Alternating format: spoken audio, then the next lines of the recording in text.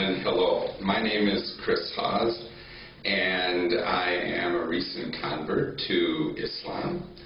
I converted in June of 2006. My spiritual journey has been a long one that has brought me to this point. The journey began quite a while ago when I was in elementary school.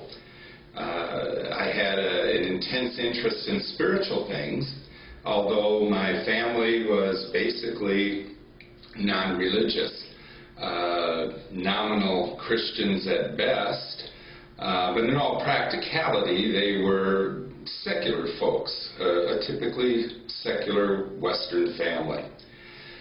However, for myself, I always had an interest in spiritual things, and being an avid reader, especially of ancient history, my first interest was in ancient Greek mythology, and I had a very deep interest in the ancient Greek gods, did much research on Greek mythology and religious practices and religious beliefs, and more or less embraced those beliefs as my own.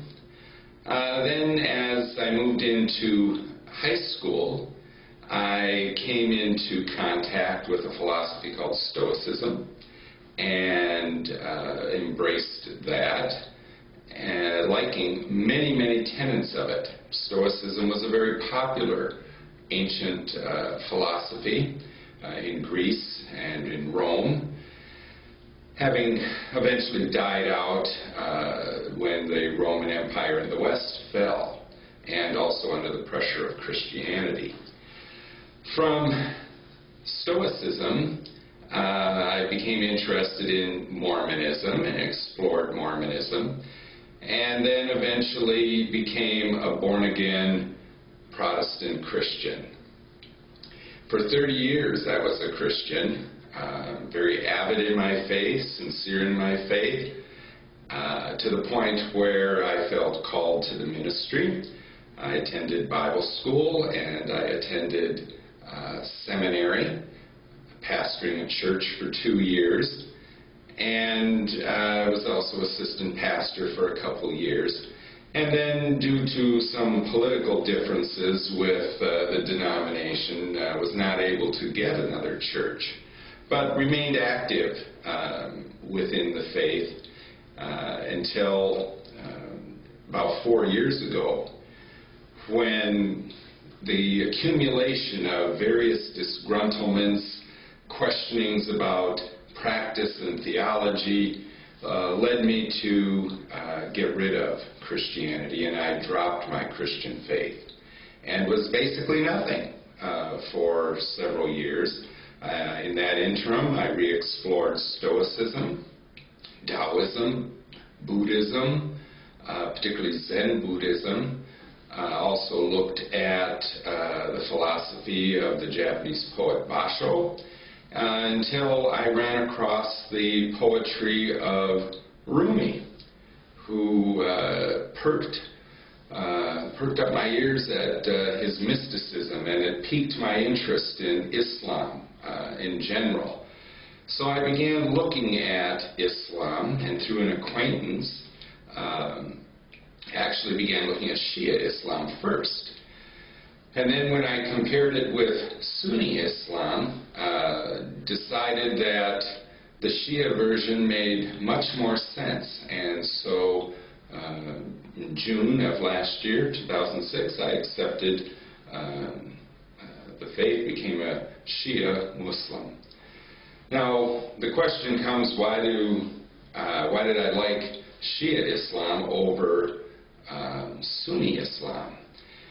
To me, logic and coherence make much sense. They're important factors in one's faith.